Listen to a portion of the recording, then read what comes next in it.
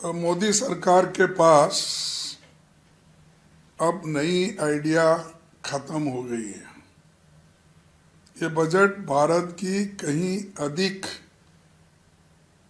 आर्थिक, सामाजिक और राजनीतिक चुनौतियों के लिए एक सवाल होके बैठा है और खास करके ये बजट गरीब तबके के लिए इसमें कुछ नहीं है।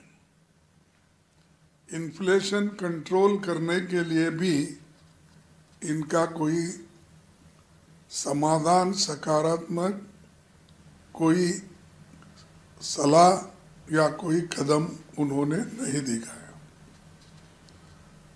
आर्थिक इकोनॉमिक सर्वे का जो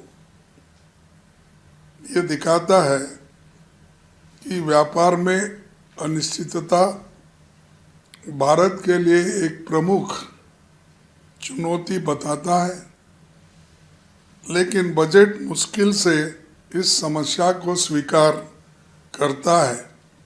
इसी तरह रुपए का गिरते हुए मूल्य के निपटने की भी कोई योजना उनके पास नहीं है। भारतीय अर्थव्यवस्था का मूल संकट ठहरी हुई वेतन, कमजोर उपभोक्ता मांग और निजी निवेश में सुस्ती, लेकिन बजट में उपभोक्ता मांग के फिर से गति देने का कोई विचार नहीं दिखता।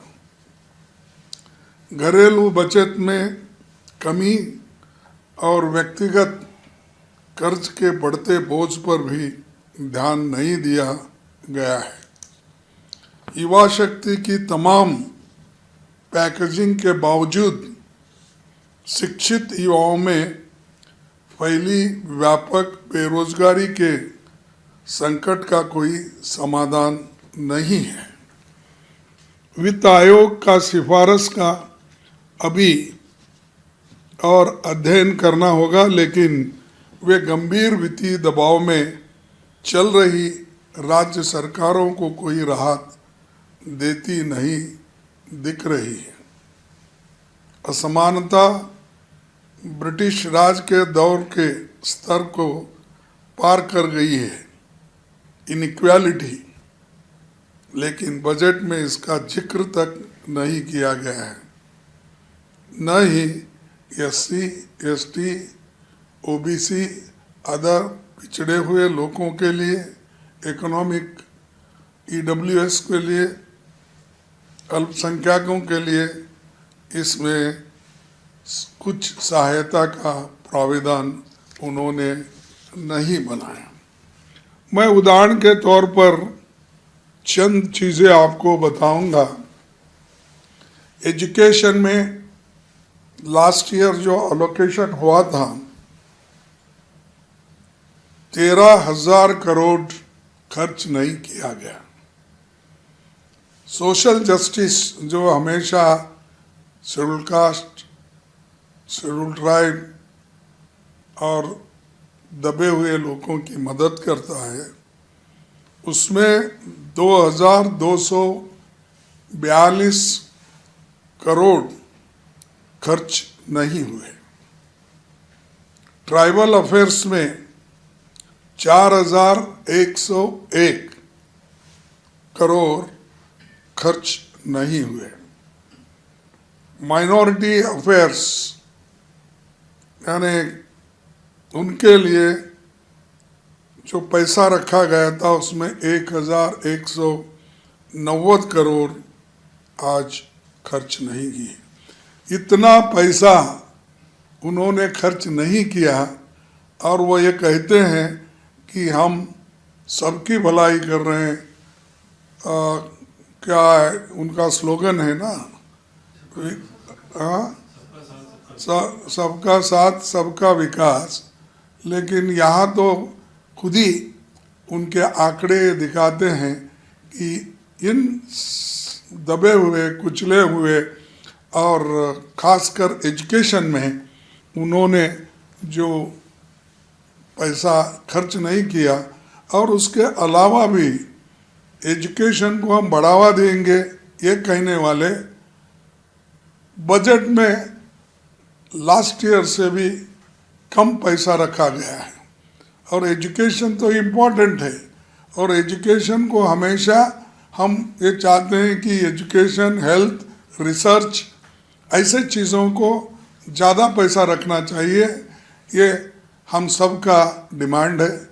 और पहले की सरकारें एजुकेशन पे ही ज़्यादा ये करती थी और हेल्थ के ऊपर करती थी। उसके अलावा जो अहम चीज़ें हैं, SC/ST के, हॉस्टल्स के, स्कॉलरशिप के, ये सारी चीज़ों को ज़्यादा खर्च करती थी। इसमें उनके स्कॉलरशिप के बारे में या उनके खास करके उनके डेवलपमेंट के लिए कोई पैसा नहीं है। 250 पैसा खर्च भी नहीं किया। मैं आंकड़े आपको दिखाया। वित्त मंत्री ने एक बार भी स्कूलों का उल्लेख नहीं किया, और सामाजिक सुरक्षा और कल्याण पर एक भी घोषणा नहीं हुई। और मनरेगा की जगह आए नए कानून के लिए बजट आवंटन पर एक शब्द तक उन्होंने नहीं किया। यानी जो मनरेगा का है, जो योजना, उसके खिलाफ वो लोग हैं, लेकिन हम उसको रिटेन करने के लिए लड़ रहे हैं। उसके बारे में भी उन्होंने खुलासा नहीं किया, कितना पैसा रखना है, कितना खर्च करना है। और ख़ासकर हम ये नहीं भी चाहते हैं, क्योंकि उन्होंने पहले ही अपना माइंड बना लिया है कि मनरेगा को ख़त्म करने का। ये एक थकी हुई, रिटायर हो चुकी सरकार का बजट है, क्योंकि इनके पास पैसा नहीं है और 250 पैसा खर्च नहीं हो रहे। तो इनकी मंशा यही दिखती है, जो हमेशा गुड गवर्नेंस की बात करते हैं। आप ही बताइए, इतने 1000 करोड़ रुपए जब खर्च नहीं हुए, तो इसका यही अर्थ होता है कि वो एक अपने लोगों को कहकर लोगों के भलाई के लिए कदम नहीं उठाना चाहते। इसलिए इस बजट को मैं रिजेक्ट करता हूँ। ये लोगों के हित में नहीं है और लोगों के लिए इसका कोई उपयोग नहीं है। और आप तो देखें, इनका बजट आते ही सेंसेक्स कितना गिरा, नियरली 2000 पॉइंट्स। तो इसका मतलब ये है कि इनको कोई चाह रहा नहीं, हर क्षेत्र में वे विफल हो गए। इसीलिए इस बजट, ये तो बजट गरीबों के हित में नहीं है और युवाओं के हित में नहीं है। इन्फ्लेशन कैसा कंट्रोल करना ये नहीं है, एम्प्लॉयमेंट के बारे में नहीं है।